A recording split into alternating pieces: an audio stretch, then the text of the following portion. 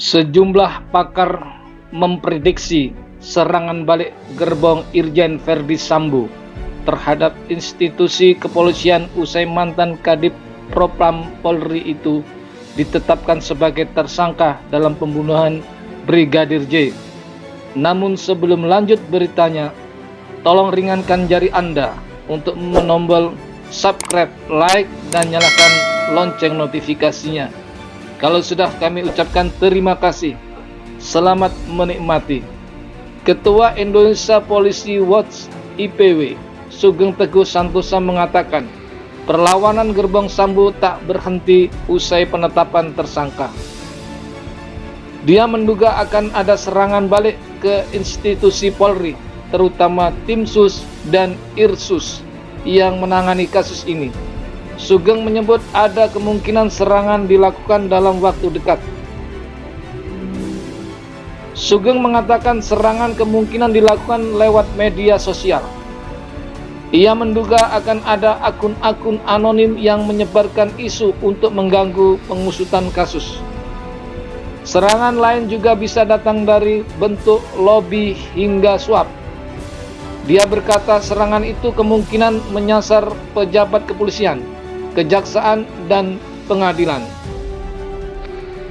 Hal serupa juga diprediksi oleh peneliti bidang kepolisian dari Institute for Security and Strategic Studies (ISIS), Bambang Rukminto. Bambang melihat ada potensi manuver lobby oleh gerbong Sambo. Tujuan utama lobby adalah mengurangi hukuman Sambo dan mendorong pidana berubah ke sanksi etik. Sambo berkata perlu ketegasan Listio untuk membendung gerakan ini. Bambang berkata perlu ketegasan Listio untuk membendung gerakan ini. Listio didesak untuk terus transparan dalam penegakan hukum di jajarannya. Sejak awal kasus mencuat, Sambo menutup rapat keterlibatannya dalam pembunuhan Yosua. Skenario tembak-menembak pun digaungkan ke publik. Kepolisian mengumumkan dugaan Baradae dan Yosua terlibat adu tembak di kediaman Sambo di Jakarta Selatan dengan merujuk dugaan awal pelecehan seksual Brigadir J terhadap istri Verdi Sambo. Meski demikian, klaim-klaim itu runtuh berlahan. Kapolri Jenderal Listio Sigit Prabowo mengatakan tak ada tembak-menembak. Kepolisian juga menyatakan Baradae menembak mati Brigadir J atas perintah Sambo. Polri pun menyatakan tak ada pelecehan seksual di kediaman Sambo. Polri mengungkapkan 35 orang anggotanya melanggar kode etik dalam kasus ini, di antaranya dengan dugaan menghalangi penyelidikan. Sementara 4 orang tersangka yang terkait langsung dengan pembunuhan Brigadir J telah diumumkan di publik.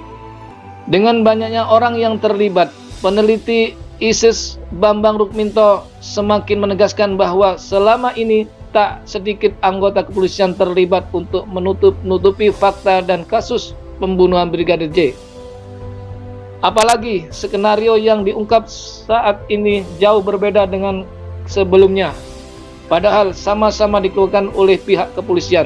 Pada awal kasus mencuat, Kepala Biro Penerangan Masyarakat Divisi Polri Brigjen Ahmad Ramadan menyatakan Brigadir J tewas karena baku tembak dengan Baradae. Saat itu, kata Ramadan, Brigadir J diduga masuk ke kamar istri Verdi Sambo dan melakukan pelecehan seksual. Saat istri Sambo berteriak, menurut keterangan polisi, Baradae pun mendatangi.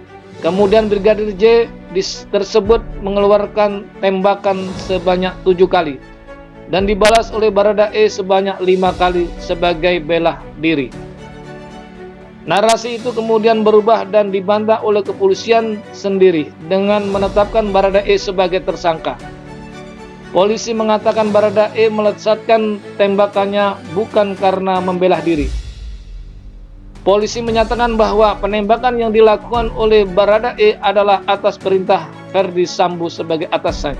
Menko Polhukam Mahfud MD mengonfirmasikan bahwa Irjen Verdi Sambo memiliki kelompok yang sudah seperti kerajaan di internal Mabes Polri. Persoalan struktural ini yang menjadi hambatan dalam penyelesaian kasus tewasnya Brigadir J di rumah dinasnya. Mahfud menyatakan Verdi Sambo merupakan sosok yang cukup ditakuti di kepolisian. Bahkan seorang jenderal bintang 3 yang secara struktural berada di atasnya.